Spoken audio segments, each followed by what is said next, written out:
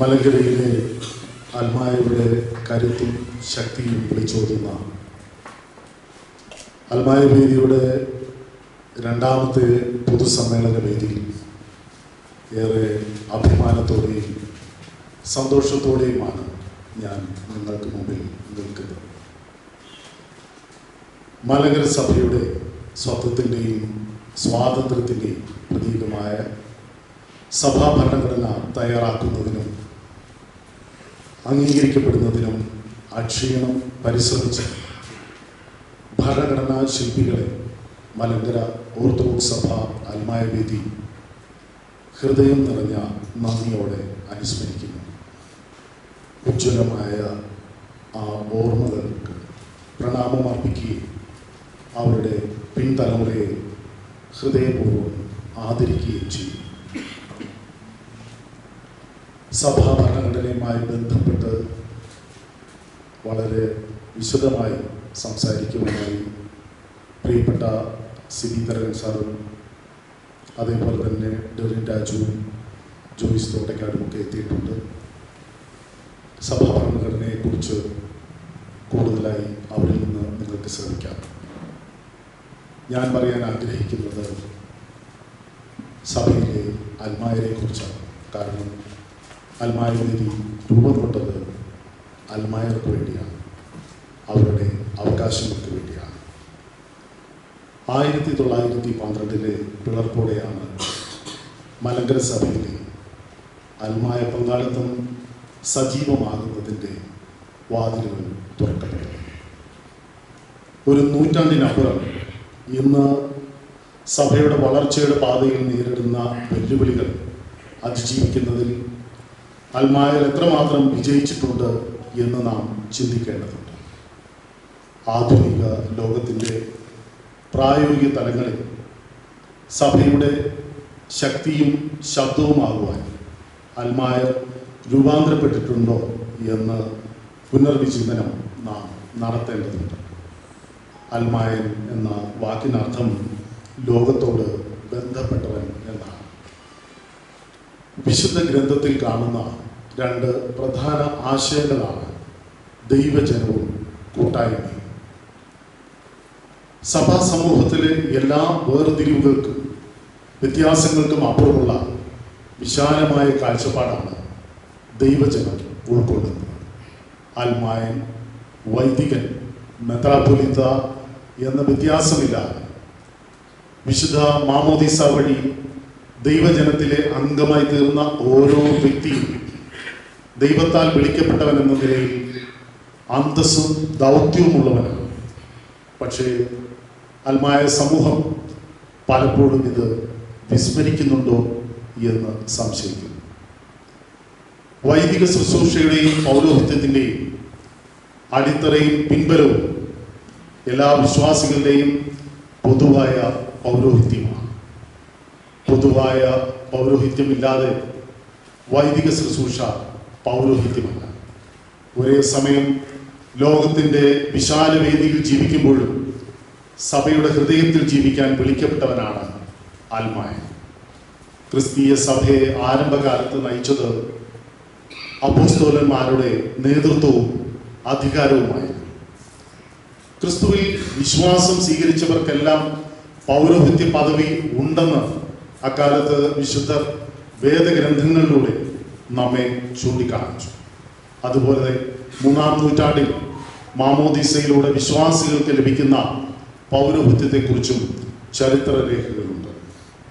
ആദിമ നൂറ്റാണ്ടുകൾ മുതൽ വൈദികരുടെയും എപ്പിസ്കോപ്പമാരുടെയും തിരഞ്ഞെടുപ്പിൽ അൽമായ സമൂഹം നിർണായക പങ്ക് വഹിച്ചിരുന്നു. സഭാ നേതൃത്വത്തെ തിരഞ്ഞെടുക്കുന്നതിൽ ഇന്നും ജനത്തിനുള്ള പങ്കാളിത്തത്തെ ഇത് ചൂണ്ടിക്കാട്ടുന്നു. ആദിമസഭയിൽ വിശ്വാസത്തിനു വേണ്ടി സഹനവും രക്തസാക്ഷിത്വവും വരിച്ചവരിൽ നല്ലൊരു ഭാഗം അൽമായരായിരുന്നു. മതപീഡനത്തിൻ്റെ കാലത്ത് വിശ്വാസത്തിനു വേണ്ടി ജീവൻ വെടിഞ്ഞ ഈ അൽമായ സമൂഹത്തിൻ്റെ ത്യാഗവും സമർപ്പണവുമായിരുന്നു ആദിമസഭയുടെ ശക്തി. 3-ാം നൂറ്റാണ്ട് മുതൽ അൽമായർ ചെയ്തു വന്നിരുന്ന പല സേവനങ്ങളും കാലക്രമേണ അപ്രത്യക്ഷമായി തുടങ്ങി. പിന്നീടുള്ള കാലത്താണ് ആശ്രമ ജീവിതത്തിന് അൽമായരുടെ ഇടയിൽ പ്രചാരം സിദ്ധിച്ചത്. എപ്പിസ്കോപ്പസിയോടുള്ള ബഹുമാനവും വിധേയത്വവുമായി മധ്യകാലഘട്ടത്തിലാണ് അൽമായന്റെ ദൗത്യം അനുസരണത്തിൻ്റെ ഭാഷയിൽ വ്യാഖ്യാനിക്കപ്പെട്ടു വന്നത്. 5-ാം നൂറ്റാണ്ടിൽ റോമാ സാമ്രാജ്യത്തിൽ ലിയോ മാർപ്പാപ്പ അൽമായർ സഭയിൽ പ്രസംഗിക്കുന്നത് വിലക്കിയിരുന്നുവെന്ന് ഓർക്കേണ്ടതുണ്ട്. പള്ളിയുടെ നിർമ്മാണ ഘടനയിൽ തന്നെ അൽമായന്റെ സ്ഥലവും വൈദികന്റെ സ്ഥലവും തമ്മിൽ വേർതിരിക്കപ്പെടുകയും പൊതാശ അനുഷ്ഠാനങ്ങളിലും പ്രാർത്ഥനയിലും അൽമായ പങ്കാളിത്തത്തിന് നിശ്ചിത വ്യവസ്ഥകൾ ഉണ്ടാവുകയും ചെയ്തു. 19-20 നൂറ്റാണ്ടുകളിലെ സഭയുടെ വളർച്ചയിൽ ദൈവശാസ്ത്രപരമായും പ്രത്യേകിച്ച് സഭാശാസ്ത്രപരമായും അൽമായ പങ്കാളിത്തത്തെക്കുറിച്ച് അധികാര ഘടനയിലും ജനകീയ തലത്തിലും അവബോധം സൃഷ്ടിക്കുന്നതിനായിരുന്നു. സാമൂഹിക നീതിക്ക് വേണ്ടി പ്രവർത്തിക്കുവാനും സഭയുടെ ലോകത്തിലുള്ള സാന്നിധ്യവും പ്രവർത്തനവും കാര്യക്ഷമമാക്കുവാനും അതുവഴി ക്രിസ്തുവിൻ്റെ രാജ്യം വളർത്തുവാനും അൽമായ സമൂഹത്തിന് ഒരു പരിധിവരെ സാധിച്ചു. അൽമായ പങ്കാളിത്തവും കൂട്ടുത്തരവാദിത്വവും സവിശേഷമായുള്ള മലങ്കര സഭയ്ക്ക് ഇനിയും വളരെ ദൂരം മുന്നോട്ട് പോകേണ്ടതുണ്ട്. പ്രായോഗിക ആഭിമുഖ്യമുള്ള വിശ്വാസ പരിശീലനം അൽമായർക്ക് നൽകേണ്ട ആവശ്യകതയെക്കുറിച്ച് സഭാ നേതൃത്വം വളരെ ഗൗരവത്തോടെ ചിന്തിക്കണം.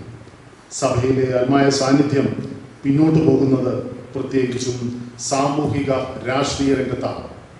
വിശ്വാസത്തോടുള്ള പ്രതിബദ്ധത പള്ളിയിലെ കർമ്മങ്ങളിൽ മാത്രം ഒതുങ്ങുകയും സാമൂഹിക രാഷ്ട്രീയ രംഗത്തേക്ക് ഇറങ്ങുമ്പോൾ വിശ്വാസവിരുദ്ധമായ പ്രത്യയശാസ്ത്രങ്ങളും നിലപാടുകളും ഉൾക്കൊണ്ട് പ്രവർത്തിക്കുന്ന അവസ്ഥയിലേക്ക് പലപ്പോഴും അൽമേർ പ്രത്യേകിച്ച് യുവതലമുറ വഴുതി വീണിട്ടുണ്ട്.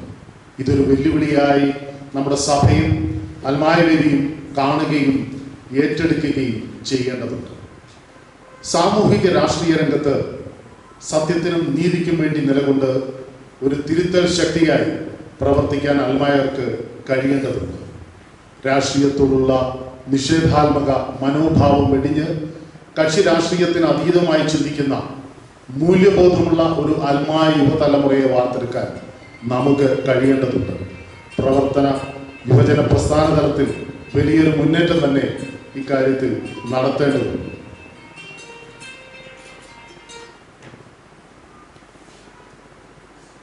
നമ്മുടെ പല ഭദ്രാസനങ്ങളിൽ അൽമായ പങ്കാളിത്ത സംവിധാനങ്ങൾ രൂപം കൊണ്ടത് കുടുംബ കൂട്ടായ്മകളുടെ രൂപീകരണത്തിലൂടെയാണ്. പലരും ഇതിനെ ഒരു പ്രാർത്ഥനാ യോഗമായോ ഒരു സോഷ്യൽ ഒത്തുചേരലായോ മാത്രം കാണുന്നു.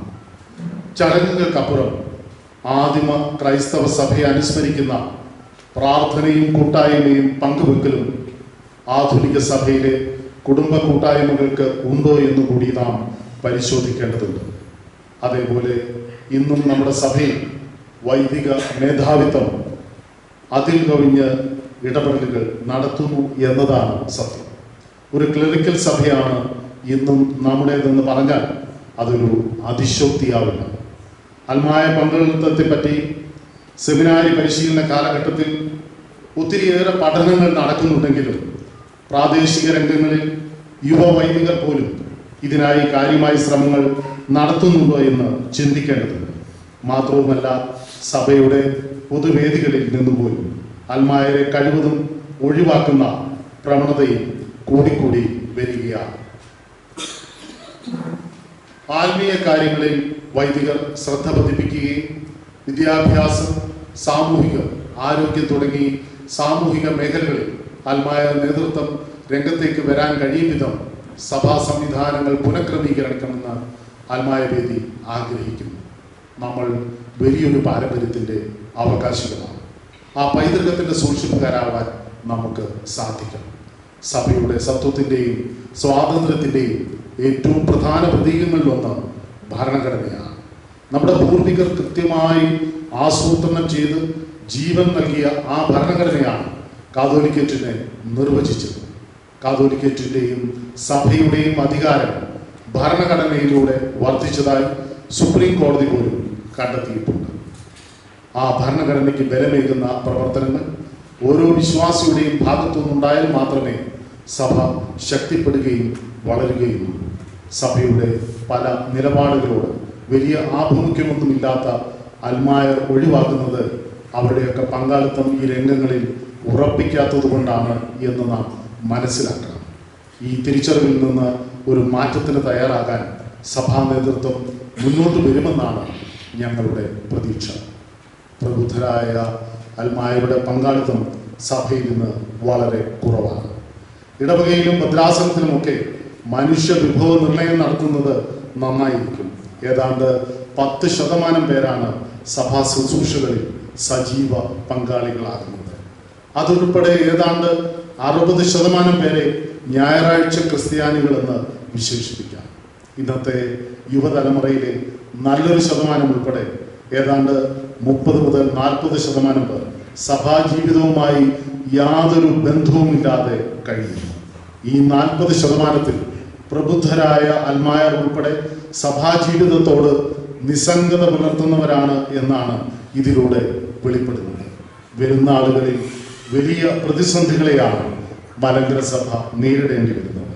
ഇത് തിരിച്ചറിയണമെങ്കിൽ ഇന്ത്യയുടെ മാറിക്കൊണ്ടിരിക്കുന്ന സാമൂഹിക രാഷ്ട്രീയ മേഖലകളെക്കുറിച്ച് സഭാ നേതൃത്വവും വിശ്വാസി സമൂഹവും പഠിക്കേണ്ടതുണ്ട്. എതിർപ്പുകളും ആക്ഷേപ അവഹേളനങ്ങളും നിരന്തരം നേരിടേണ്ടി വരുന്നു. സഭയുടെ സേവന ശുശ്രൂഷ മേഖലകളിലേക്കും ആത്മീയ തലങ്ങളിലേക്കും എതിർപ്പുകൾ വ്യാപിച്ചുകൊണ്ടിരിക്കുകയാണ്. ഭരണഘടന വാഗ്ദാനം ചെയ്യുന്ന അവകാശങ്ങൾ, അതിന്മേലുള്ള നീതി പോലും ഇപ്പോൾ നിഷേധിക്കുമ്പോൾ നിശബ്ദരായി നോക്കിക്കാണാനേ നമുക്കാകുന്നു. വിഘടിച്ചു നിൽക്കുമ്പോൾ മൗലിക അവകാശങ്ങൾ പോലും റദ്ദു ചെയ്യുന്നതിന് നാം സാക്ഷികളാകേണ്ടി വരും. ആത്മീയതയെ അട്ടിമറിച്ച് സമ്പത്തും സ്ഥാപനങ്ങളും സഭയിൽ ഇടം നേടുന്നതിൻ്റെ ഭവിഷ്യത്തുകൾ ഭിന്നതകളുടെയും പരസ്പരം പോരടിക്കുന്നതിൻ്റെയും രൂപത്തിൽ സഭയെയും സഭാ മക്കളെയും പൊതുസമൂഹത്തിൽ അപഹാസ്യപ്പെടുത്തുന്നുണ്ട്. സഭാ സംവിധാനങ്ങളിൽ അൽമായ പങ്കാളിത്തം സജീവമാക്കി ഇതിൽ നിന്നൊരു മാറ്റവും ഉയർത്തെഴുന്നേൽപ്പും ഉണ്ടാകുന്നില്ലെങ്കിൽ മലങ്കര സഭയ്ക്ക് കൂടുതൽ പ്രതിസന്ധികൾ നേരിടേണ്ടി വരും.